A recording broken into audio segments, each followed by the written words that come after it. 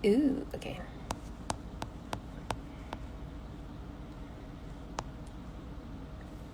Kita tunggu start live dulu.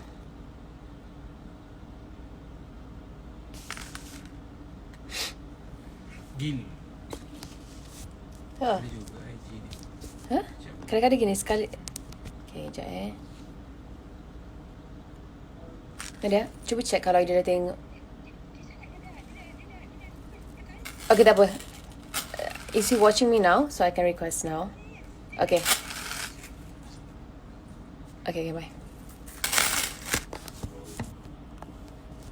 Okay, Alhamdulillah. Dapat.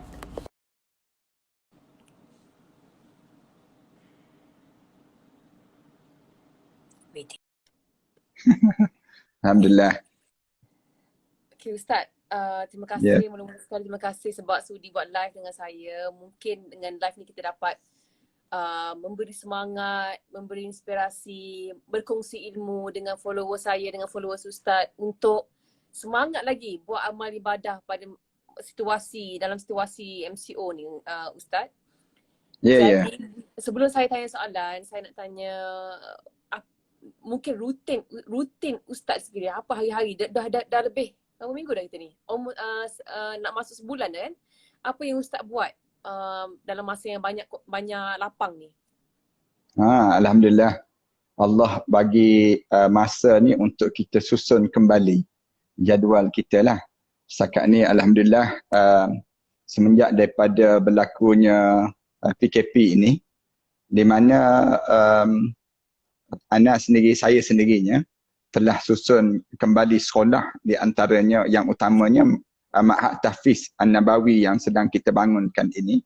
Dalam masa yang sama kita menghidupkan masyarakat. Menghidupkan masyarakat ni maksudnya kita bagi sumbangan-sumbangan pada masyarakat yang dalam keadaan suasana tekanan yang berlaku ini sendirilah.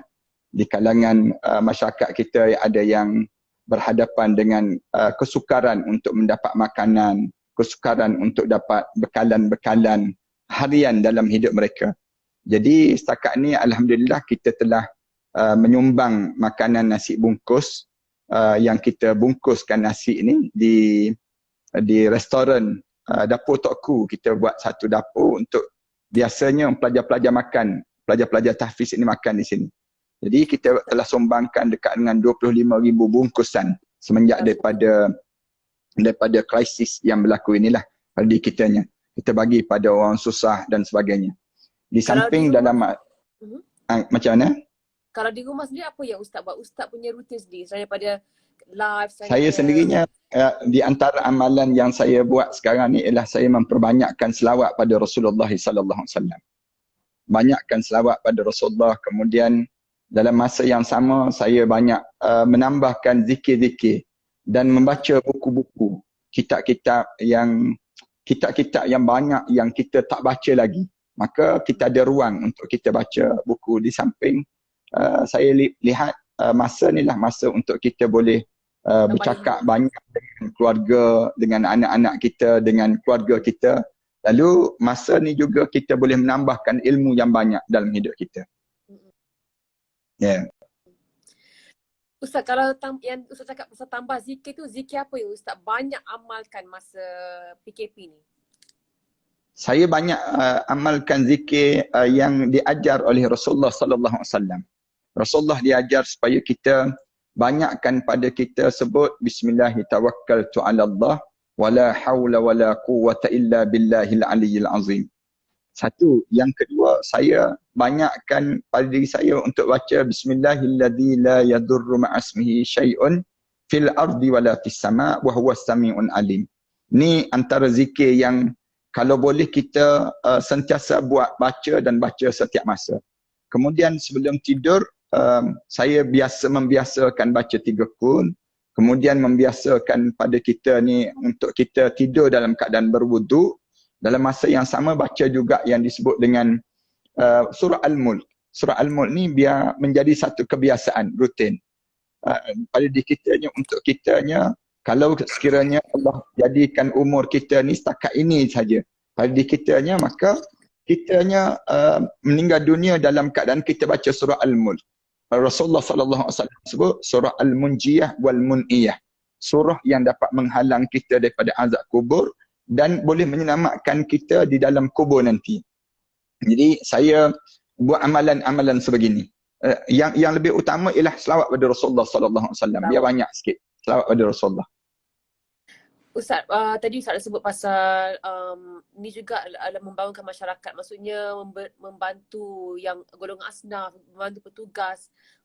Ustaz ada buat yang bagi ikan segar untuk keluarga susah, nasi bungkus untuk petugas dan juga kit untuk keluarga-keluarga asnaf kan. Tapi musim ni juga ramai orang yang tak bekerja, tak dapat gaji, yang mungkin kurang pendapatan tapi dia rasa macam alamak tak naklah sedekah time ni. Takutnya nak keluarkan duit, takut nanti habis, tak sempat nak simpan untuk bulan-bulan ke depan. Tapi sebenarnya saya nak Ustaz kongsikan dengan penonton ataupun viewer saya ni kelebihan sedekah sebenarnya di sisi Allah. Sebab macam mana kita nak jadi orang yang selalu bersedekah, seronok bersedekah dan tak rasa takut untuk tak ada duit kalau bersedekah. Saya nak sebut macam ni. Kita ni dia ada dua perkara yang sedang berlaku pada kita. Yang pertama, kita kena ingat ni bulan Sya'ban. Kita berada dalam bulan Sya'ban. Bulan Sya'ban ni bulan orang yang lupa kepada Allah. Itu yang menyebabkan kita sambut nisfu Sya'ban. Disebut dengan nisfu Sya'ban. Nak suruh kita ingat pada Allah Subhanahu Wa Taala. Yang keduanya, kita kena ingat perjalanan hidup kita ni tak sekadar di dunia. Kita kena amal, kita kena sentiasa ingat, kita akan hidup lagi lepas pada ni. Orang yang cerdik bukan orang yang rumah besar, bukan orang yang kereta mewah, bukan orang yang hidup dia dalam keadaan ada segala-gala. Tidak, orang cerdik ni orang yang menyediakan bekal untuk dia nak hidup lepas pada dia mati nanti. Bagaimana kita nak suruh kita jadi ada bekalan lepas pada kita mati nanti? Sedekah. Sedekah ni merupakan satu amalan yang diajar untuk menyelamatkan kita bukan sekadar waktu mana kita hidup di dunia. Bahkan waktu mana kita nak mati, kita akan terselamat dengan amalan sedekah kita. Bila kita masuk dalam kubur sekejap lagi, amalan sedekah kita ni, kita berjumpa balik. Saya suka sebut macam ni, Nilofai. Nak sebutnya tentang bila kita hidup di atas dunia ni, jangan kita jadi orang yang suka mengumpul harta untuk dunia. Tetapi kumpulkanlah harta kita untuk akhirat. Biar kita hidup begitu pada diri kita. Jangan kita kumpul untuk dunia je. Ramai orang kita ni dia kumpul untuk dunia. Bila dia mati, dia masuk dalam kubur seorang-seorang. Dia tertinggal barang-barang di atas dunia. Sedangkan kita cari banyak. Kita cari letih pada diri kita. Letih kita. Kita tinggal di atas dunia, orang lain dapat. Biarlah kita ni bila kita meninggal dunia, bila kita masuk dalam kubur, kita jumpa balik harta benda kita ni. Jangan kita tinggal di atas dunia.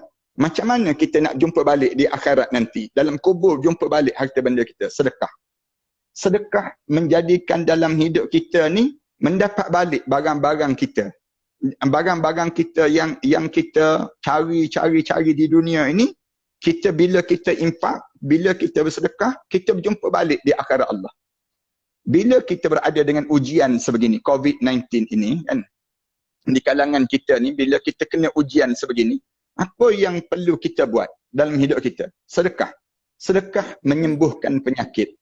Sedekah memanjangkan umur. Dengan kita bersedekah, menjadikan kita semakin dekat dengan Allah. Lalu pada diri kita dalam hidup kita ni, jangan pada diri kita ni, bila kita kena ujian sebegini, kita kata, dah lah aku tak ada duit, aku nak bersedekah lagi macam mana? Pada diri kita nak faham.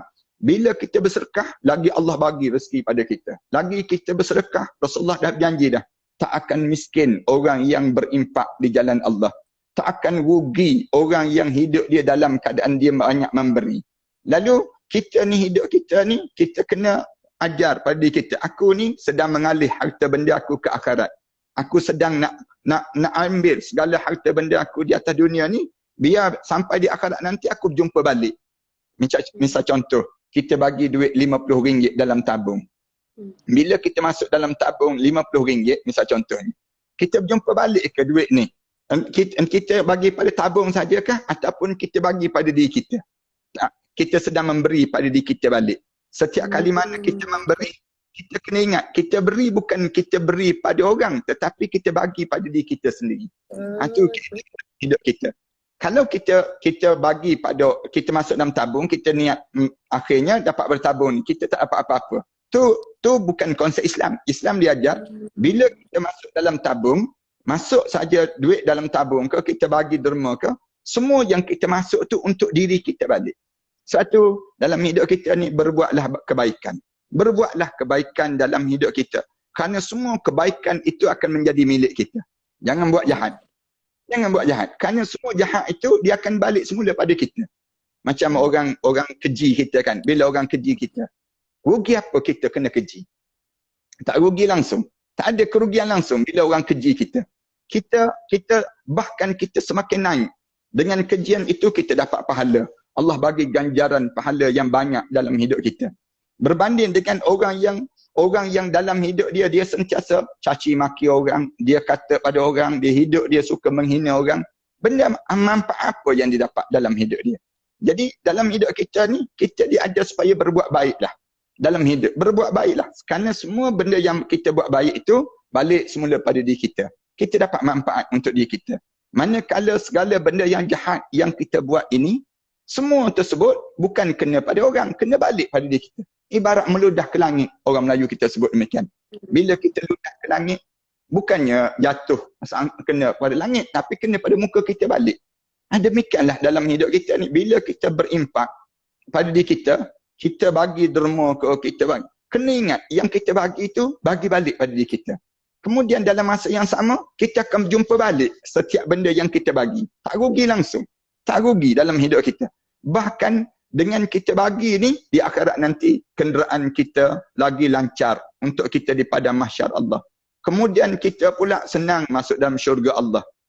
Kemudian dalam masa yang sama, laju kita di titian sirah Allah. Bahkan Rasulullah SAW akan memanggil-manggil nama kita di atas kebaikan yang kita buat di atas dunia ini menjadi umat Nabi Muhammad SAW.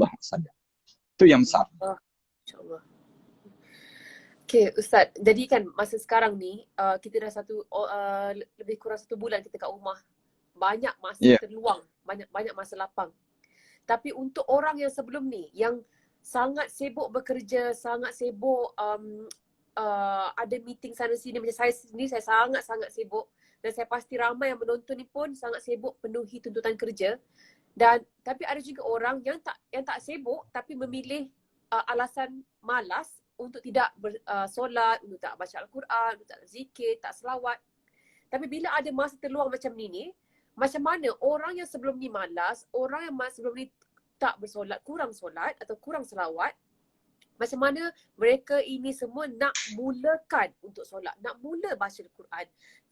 Macam mana Ustaz nak bagi kata-kata semangat ataupun nasihat-nasihat yang berguna untuk diorang cakap, untuk bagi mereka ni, okey, lepas dengar apa Ustaz cakap ni, tu dia ambil semaya ataupun buka Quran baca ke. Macam nak, sebab inilah waktu terbaik Ustaz untuk kita dan tak terlambat. Tapi kawan saya dia cakap tadi, dia kata mungkin yang saya tanya ramai orang, okay, apa nak tanya, bagi idea kan. Dia cakap, dia kata, kadang-kadang aku rasa aku dah terlambat nak mulakan sebab dah banyak tahun dah aku tak solat kan.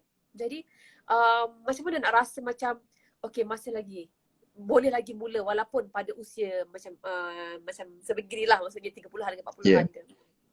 Saya nampak bahawa di antara nikmat yang Allah bagi di sebalik COVID-19 ini ialah nikmat untuk bermuhasabah.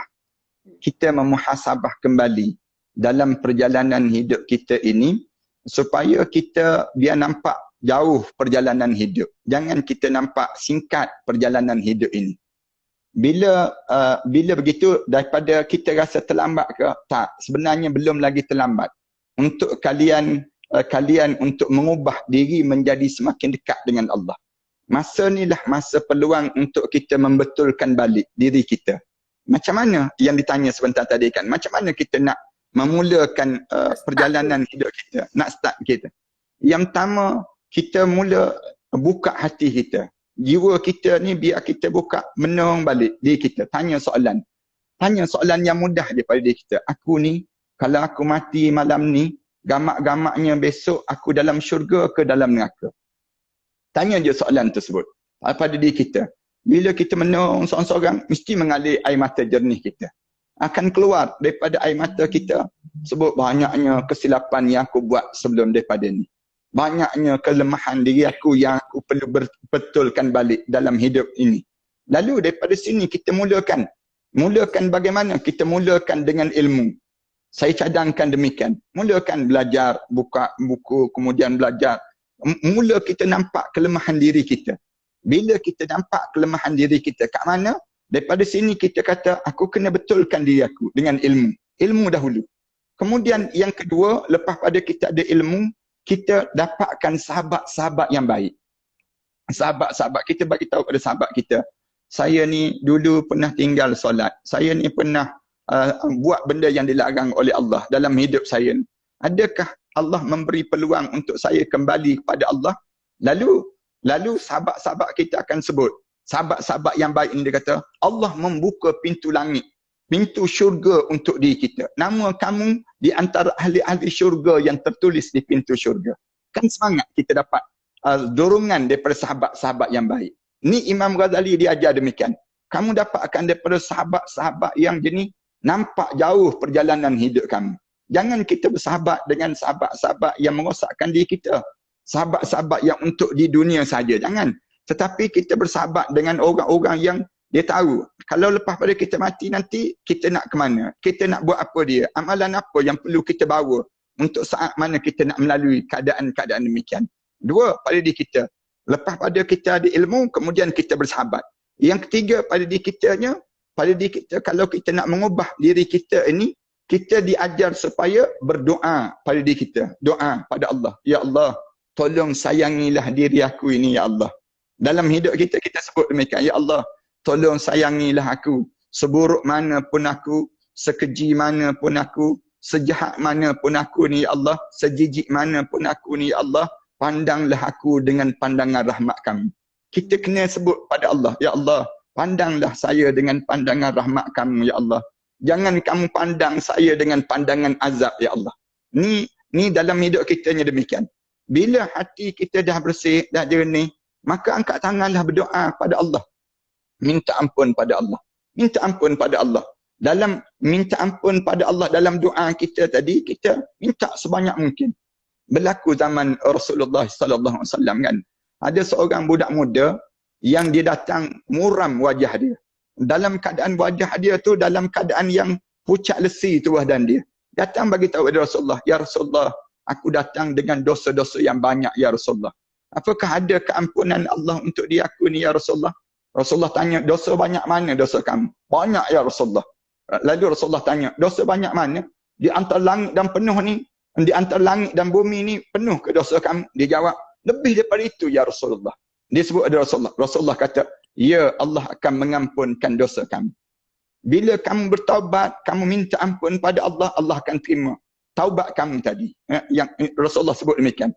Kemudian ditanya balik pada Rasulullah. Ya Rasulullah, kemudian aku ulang balik perbuatan itu ya Rasulullah.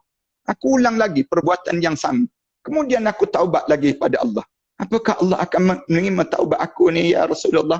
Rasulullah jawab, ya Allah akan terima taubat kamu. 2 kali disebut. Kemudian ya Rasulullah, aku ulang lagi ya Rasulullah. Perbuatan yang sama lagi.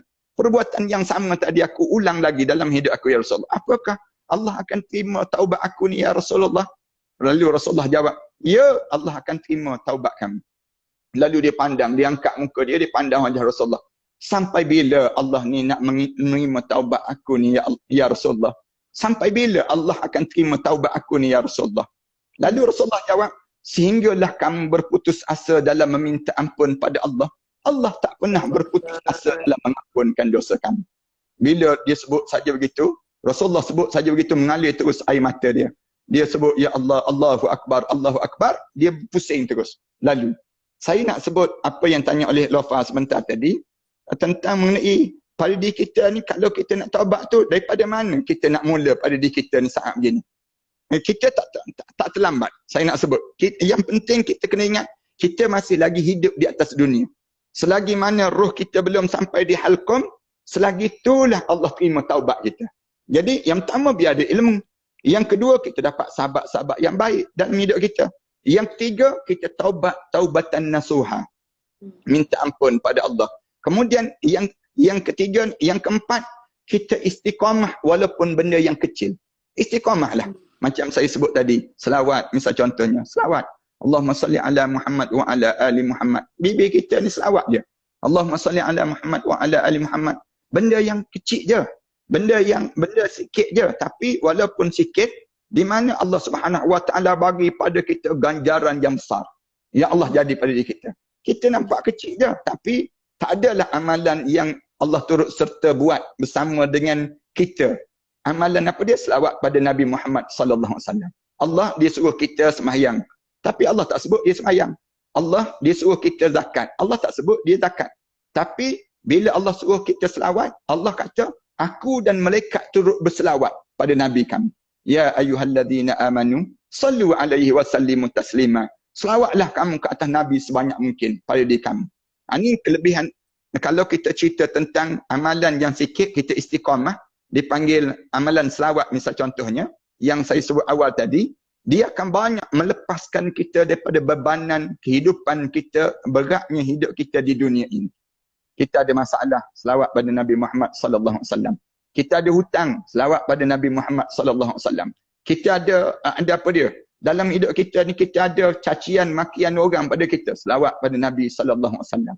Bila kita buat boleh istiqamah dengan satu amalan, kita istiqamah dengan amalan ni, insya-Allah Allah Subhanahu wa taala akan rasa halawatul iman. Nikmatnya kita dalam kita mula solat, mula kita jaga syariat, kita akan rasa nikmat dalam hidup kita bila Allah kurniakan pada kita dipanggil kedudukan yang sesempurna tadi dalam hidup kita. Wallahu a'lam. Okey Ustaz. Seterusnya ni berkaitan tentang ramai juga yang tanya untuk mereka yang mak ayah dah meninggal, arwah ayah, arwah. Tapi dia tanya pula macam ni, dia kata macam mana dia nak memohon maaf dengan mak ayah yang sudah meninggal sebagai seorang anak. Di antara amalan yang kita boleh buat ialah kita menyambung silaturrahim. Kawan-kawan mak ayah kita yang meninggal dunia. Kita pergi berjumpa dengan dia, Pak Cik, saya anak arwah sekian-sekian. Mak Cik, saya anak arwah sekian-sekian. Saya datang ni betul-betul nak menyambung silaturrahim. Kita sebut demikian. Waktu mana kita buat demikian, kita telah terampun dosa kita dengan mak ayah kita yang kita buat sebelum daripada ni, waktu mana dia hidup dahulu. Itu. Yang kedua, kita bersedekah di atas nama arwah mak kita dan arwah ayah kita. Ambil duit-duit kita kan. Kita walaupun kita tak mampu nak balas jasa dia ni dengan duit-duit yang kita bagi ni, kita bagi, tapi kita impak, kita sebut, ya Allah, sampaikanlah pahala ini untuk arwah ibu saya, arwah ayah saya, ya Allah. Kita sebut demikian. Kita sebut demikian, Allah akan sampaikan pahala ini. Dua. Yang ketiga, kita ni tolong ziarah kubur arwah ayah kita dan kubur arwah mak kita. Sama ada ziarah tu dalam bentuk jasad kita, itu yang terbaik. Tapi kalau jauh sangat, kubur arwah ayah kita, arwah mak kita ni jauh.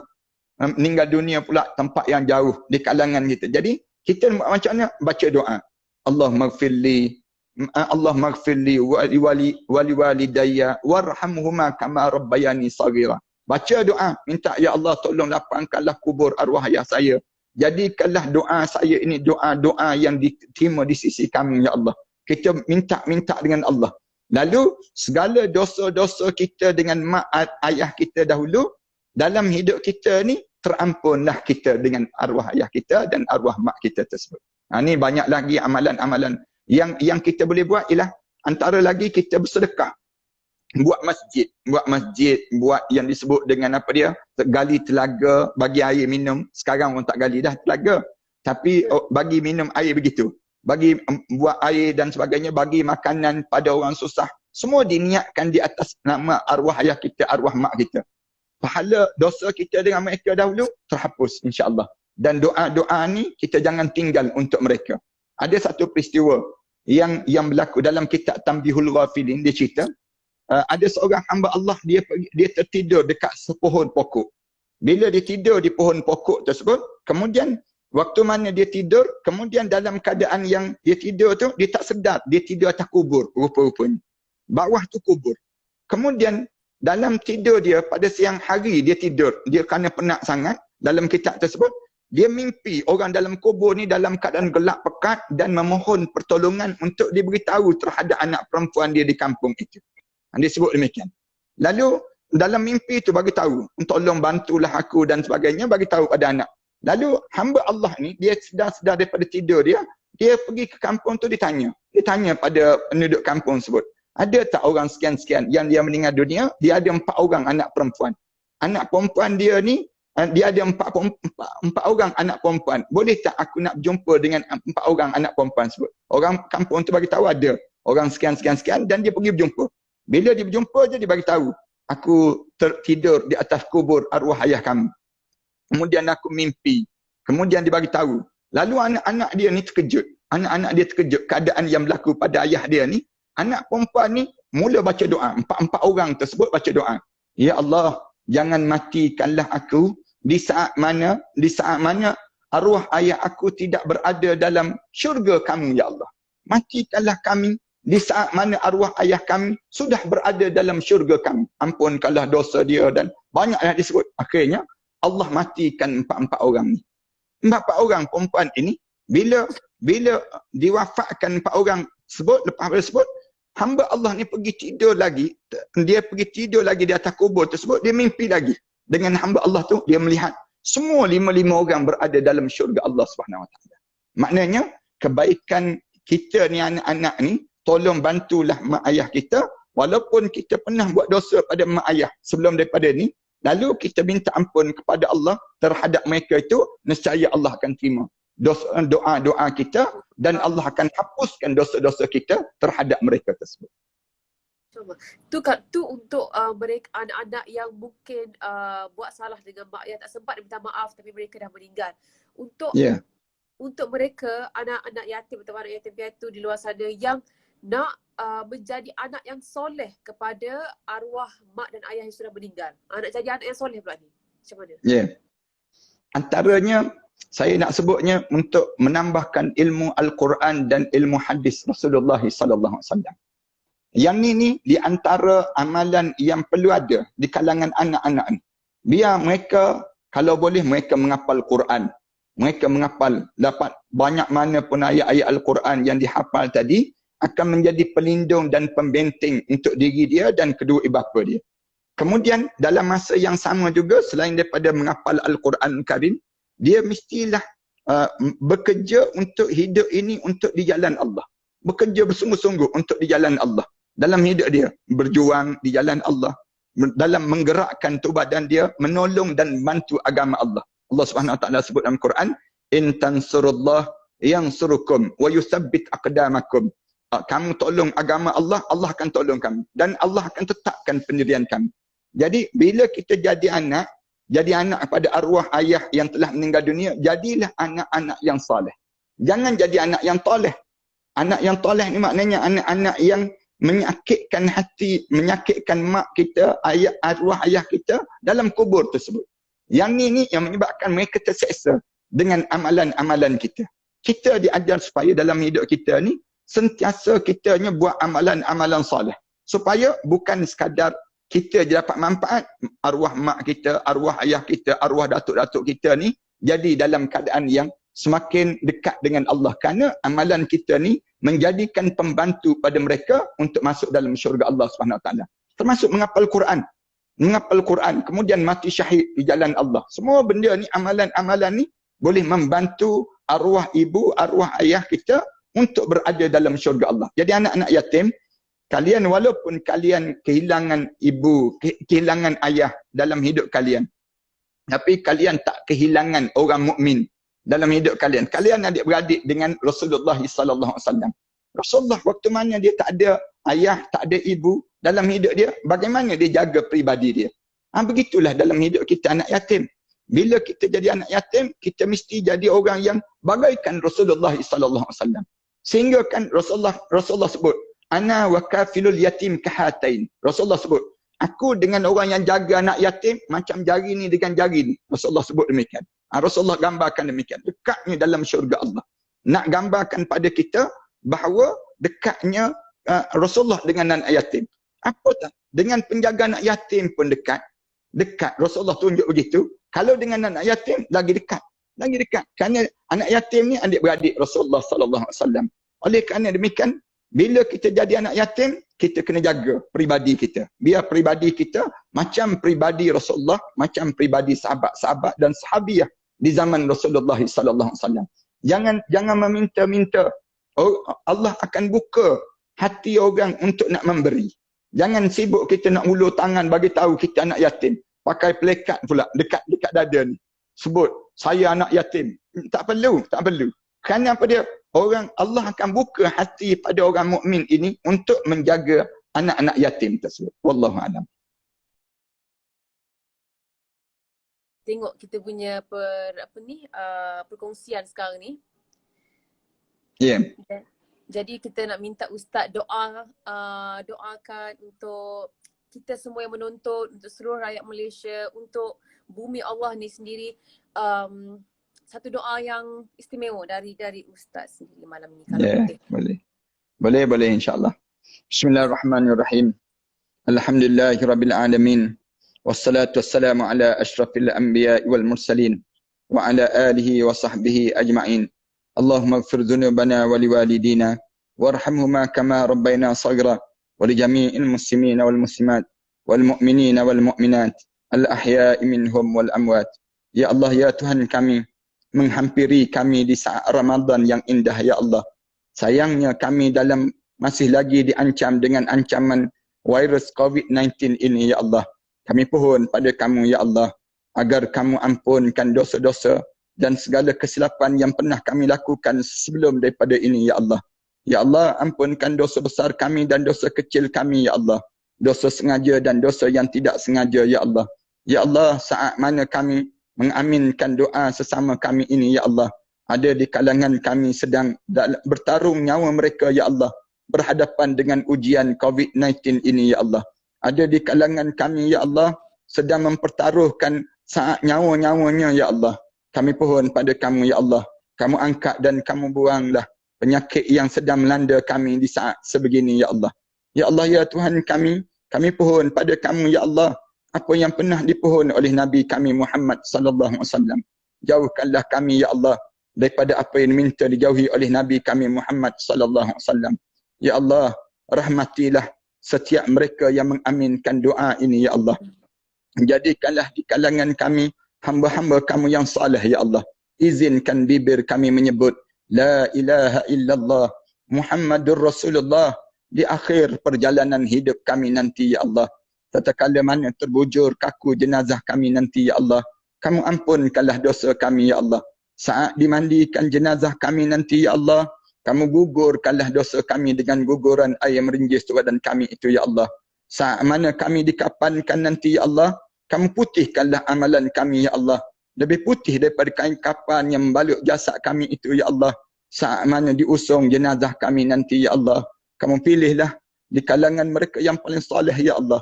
Ia akan mengimamkan salat jenazah kami nanti ya Allah. Ia akan mengusung jenazah kami nanti ya Allah. Kamu pilihlah anak-anak kami yang saleh ya Allah. Ia akan mengusung jenazah kami nanti ya Allah. Ia akan meletakkan kami ke liang lahat nanti ya Allah. Tatkala mana diturunkan jenazah kami ke barzah nanti ya Allah, kamu wangikanlah kubur kami ya Allah. Kamu lapangkanlah kubur kami ya Allah. Kamu jadikan kubur kami di antara taman pada taman-taman syurga ya Allah. Ya Allah, ya Tuhan kami, di malam pertama kami di barzah nanti ya Allah, ketemukanlah kami dengan arwah ayah kami ya Allah, arwah datuk nenek moyang kami ya Allah yang telah meninggal dunia sebelum daripada kami di Illiyin ya Allah. Saat menghampiri Ramadan sebegini ya Allah, kerinduan itu seringkali bertandang dalam hidup kami ya Allah. Rindu saat kami membesar di atas dukungan arwah ayah kami dahulu ya Allah. Rindu saat kami tertidur di atas ribaannya dahulu ya Allah. Rindu ya Allah saat-saat di pagi hari ya Allah kami dimandikan oleh arwah ayah kami ya Allah. Rindu ya Allah saat mana kami disuap ke tangan ke mulut kami dahulu ya Allah. Rindu ya Allah saat kami bangun di penghujung malam ya Allah, kelihatan arwah ayah kami sujud dan sujud pada kamu ya Allah. Meminta dengan kamu ya Allah agar diselamatkannya daripada azab kubur dan di akhirat nanti ya Allah. Jadikanlah doa kami ini ya Allah di antara doa-doa anak yang saleh ya Allah. Senangkanlah ia melalui saat-saat yang sedemikian rupa itu ya Allah. Ya Allah, ampunkanlah dosa kami terhadap kedua ibu bapa kami ya Allah. Khususnya terhadap ibu kami ya Allah. Seketika dahulu ya Allah, kami mengakui kami pernah bercakap kasar di hadapan ibu kami ya Allah. Kami pernah menengking kata-kata ibu kami ya Allah. Kami pernah meninggikan suara di hadapan ibu kami ya Allah. Kami pernah melihat air mata ibu kami mengalir lesu di pipinya itu ya Allah. Kami tidak sengaja melukakan hati ibu kami ya Allah. Kami tidak sengaja melukakan hati ibu kami ya Allah. Ya Allah, kerana dosa-dosa itukah pula ya Allah ia menyebabkan kehidupan kami menjadi sebegini ya Allah. Kerana dosa-dosa itukah pula ya Allah ia menyebabkan kamu berpaling daripada rahmat kamu untuk kami ya Allah. Kerana dosa-dosa itukah pula ya Allah ia menyebabkan hati kami menjadi keras ya Allah. Ya Allah, seburuk mana pun kami ini ya Allah, sejijik mana pun kami ini ya Allah, sejahat mana pun kami ini ya Allah, segunung mana pun dosa yang pernah kami lakukan di dunia ini ya Allah, pandanglah kami dengan pandangan rahmat kamu ya Allah. Pada siapa lagi kami mampu mengadu doa ini ya Allah, kecuali kepada kamulah yang maha mendengar doa ini ya Allah. Ya Allah, izinkan kami bangkit di akhirat nanti bersama dengan para nabi dan para awliya salihin ya Allah. Di saat mana melayangnya suratan amalan manusia nanti ya Allah, kami menerima suratan amalan sebelah tangan kanan ya Allah. Ya Allah, senangkanlah kami melalui titian sirat ya Allah.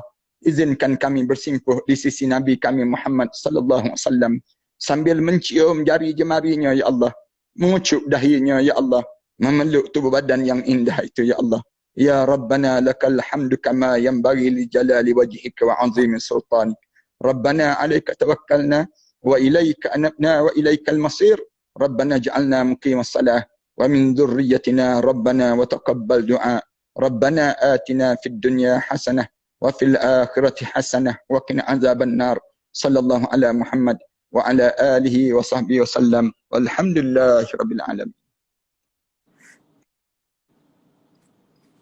Terima kasih Ustaz. Terima kasih banyak-banyak. Ya, sama-sama. Mungkin kata-kata akhir Ustaz untuk semua yang menonton, hampir 14,000 orang dah tengok Ustaz doa tadi. Alhamdulillah. Saya harap supaya kita semua dapat masuk dalam syurga Allah. Semua yang menonton pada malam ni di kalangan ahli syurga Allah. Saya di antara perkara yang saya nak sangat, kita berusahalah sesama kita. Bukan berusaha untuk nak hidup di dunia, tetapi berusahalah untuk hidup di akhirat. Untuk hidup di akhirat ni tak ramai orang yang berusaha. Maka kitalah yang menjadi abnaul akhirah. Orang-orang yang hidup untuk akhirat Allah. Sesuai dengan setiap apa yang kita lakukan pada diri kita ini, kita mesti pastikan kita boleh bersimpuh di sisi Nabi Muhammad sallallahu alaihi wasallam nanti, sambil semua di kalangan follower-follower Nilofa dan juga siapa saja yang menonton pada malam ini, semuanya masuk di kalangan ahli syurga Allah Subhanahu Wa Taala. Itu hadapan yang kita nak di kalangan kita insya-Allah. Amin, amin ya rabbal alamin. Terima kasih banyak. Saya sangat bertuah dapat berkongsi ilmu dan juga dapat menggunakan medium live Instagram ni bersama dengan Ustaz untuk mereka suasana malam ni, malam. Terima kasih kerana jemput saya sebenarnya. Terima kasih Ustaz sebab hari-hari penuhkan masa kami dengan kuliah-kuliah Ustaz pada pagi dan juga pada malam hari. Ustaz mungkin terima kasih. Pukul berapa kalau pagi tu Ustaz? Pagi biasanya saya bermula dalam pukul 11 sampai pukul 12.30 tengah hari. Kemudian malam saya bersiaran pukul 8 malam sehingga pukul 9.30 malam. Biasanya demikian. Okey, untuk mereka yang menonton, boleh follow Ustaz Dusuki, Ustaz Ahmad Dusuki. Setiap hari ada 2 kuliah yang Ustaz buat live di Instagram pada pukul 11 pagi dan juga pada pukul 8.30 malam. Hari-hari. Ia akan berterusan ke Ustaz sampai bila ni? InsyaAllah mudah-mudahan selagi umur ada, kita buat kuliah berterusan insyaAllah. Cuma sekarang ni kita kuliah, kemudian dalam masa yang sama kita gerakkan sumbangan-sumbangan itulah yang telah kita gerakkan sebelum daripada ini. Terima kasih di atas sumbangan Nilofa dan juga follower-follower Nilofa yang sentiasa memberi sama kerjasama yang baik di kalangan kita. Terima kasih sekali lagi lah. InsyaAllah. Saya nak Ada teruskan. kesempatan jemput datang ke sekolah saya di Pulau Langkawi. Di Pulau Saya pun Langkawi di antara Gunung Raya dan Gunung Mak Cincang tersebut. Kalau ada kesempatan. Kemudian di Kelantan, di jalan masuk ke Temangan. Kemudian di Jalan Tok Pahang. Kemudian satu lagi di Shah Alam ini. Dan kita sedang bangunkan di Kuala Terengganu insyaAllah. yang Ustaz sebut tu merupakan mahat-mahat di mana ditempatkan hafiz-hafiz dan hafizah yang sedang belajar atau menghafaz Al-Quran.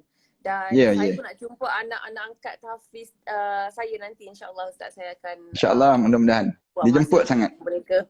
Okey, terima kasih semua.